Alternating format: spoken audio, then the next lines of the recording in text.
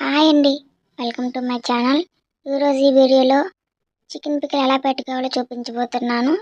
ఇలా చేసుకున్న పిక్కల్ ఏమో 6 మంత్స్ వరకు ఉంటుంది ఫ్రిడ్జ్లో, అయితే బయట అయితే 2 మంత్స్ వరకు ఉంటుంది. ఈ వీడియోను తప్పకుండా చూసి మీ ఇంట్లో కూడా ట్రై చేయండి. తర్వాత ప్రాసెస్లోకి వెళ్ళిపోదాం. ఇప్పుడు మందపాటి కడాయిని పెట్టేసుకొని ఈ కడాయి అనేది హీట్ అయ్యేంత వరకు చూసి దీనిలో ముందుగా కడిగి పెట్టుకున్న కేజీ చికెన్ తీసేసుకోండి. అలాగే ఈ కేజీ చికెన్లో 2 టేబుల్ స్పూన్స్ వరకు సాల్ట్ వేసేసుకోండి. అలాగే 1 టేబుల్ స్పూన్ వరకు పసుపు, అలాగే 1 టేబుల్ స్పూన్ వరకు ఆయిల్ వేసేసుకోండి. ఆయిల్ వేయడం వల్ల చికెన్ ముక్కలు అనేవి అడుగంటిపోకుండా ఉంటుంది. ఇలా వేసుకున్న వాటిని మంచిగా లో టు మీడియం ఫ్లేమ్లో పెట్టుకుంటూ కలుపుకోండి. ఇలా కలుపుకొని మూత పెట్టుకోండి. ఇలా మధ్య మధ్యలో పెట్టుకొని చూసుకుంటూ ముక్కలు అనేవి కుక్ చేసుకోండి. ఇలా ముక్కలు కుక్ చేసుకున్నాక వాటర్ వస్తుంది, వాటర్ అంతా ఇంకేంత వరకు ముక్కలను కుక్ చేసుకోండి. అలాగే ఈ కుక్ అయ్యేంత వరకు వేరే కడాయి పెట్టుకొని కడాయిలో 8 లవంగీలు, 2 ఇంచీలు దాల్చిన చెక్క, అలాగే 3 ఇలాచి వేసేసి వీటన్నిటిని కొంచెం ఫ్రై అయినట్టుగా ఫ్రై చేయండి.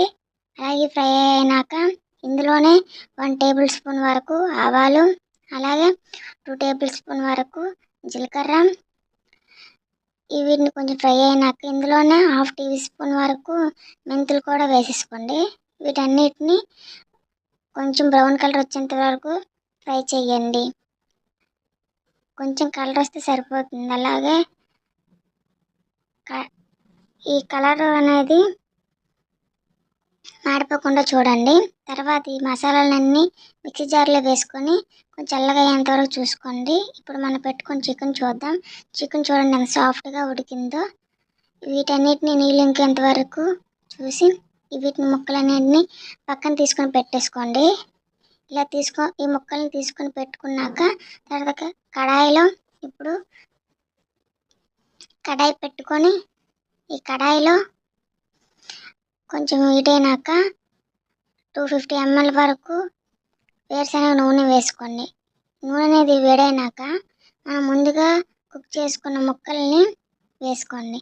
ఇలా ముక్కలు వేసుకున్నాక ఈ ముక్కలు లో టు హై ఫ్లేమ్లో ఈ ముక్కలు అనేవి కలుపుకుంటూ వేపండి. ఇలా వేపుకున్న సైడ్ పెట్టుకుని ఇప్పుడు ముందుగా వేయించుకున్న మసాలాలో ధనియా పౌడర్ 1 టేబుల్ స్పూన్ వేసుకుని వీటిని మెత్తగా గ్రైండ్ చేయం. ఇలా గ్రైండ్ చేసుకున్న మసాలాని పక్కన పెట్టుకోండి.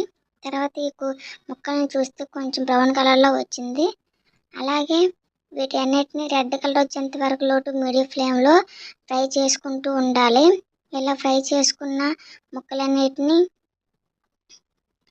చూడండి, ముక్కలనేవి రెడ్ ఫ్రై అయితే ఈ ఫ్రై అయిన వాటిల్లో మనం 2 టేబుల్ స్పూన్స్ వరకు ఫ్రెష్గా తురుముకున్న అల్లం వెల్లుల్లి పేస్ట్ వేసుకోండి. ఫ్రెష్గా వేసుకుంటేనే చికెన్ పిక్కల్ అనేది టేస్ట్గా ఉంటుంది. ఇలా వేసుకున్న అల్లం వెల్లుల్లి పేస్ట్ అనేది కొంచెం రెడ్ కలర్ వచ్చేంత వరకు మంచిగా రోస్ట్ చేసుకోండి. ఇలా రెడ్ కలర్ వచ్చేంత వరకు రోస్ట్ చేసుకున్నాక దీన్ని స్టవ్ ఆఫ్ చేసినాక ఇందులోనే ముందుగా మసాలా తయారు చేసుకున్న దాటిని వేసుకోండి.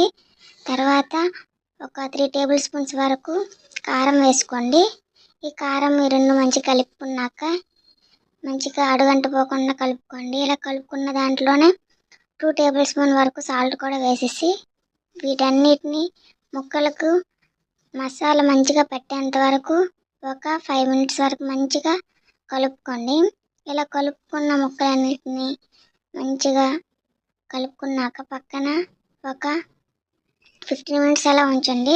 ఇలా చల్లగైన ముక్కల్ని చూడండి, ఆయిల్ అనేది థిక్నెస్గా అయిపోయింది. ఇలా గ్రేవీ కూడా చిక్కగా అయిపోయింది.